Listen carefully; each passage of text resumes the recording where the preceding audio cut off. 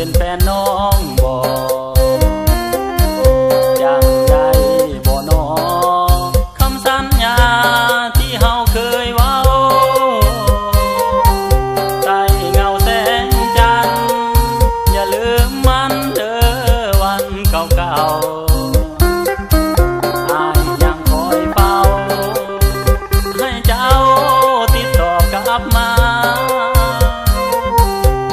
คือเงียบแน่นอนเฝ้ารอด้วยใจหมุนหมองสงสารเด้เจ้าของน้ำตาน้องลิ้นไหลนาอายอยากจะหูกับความหา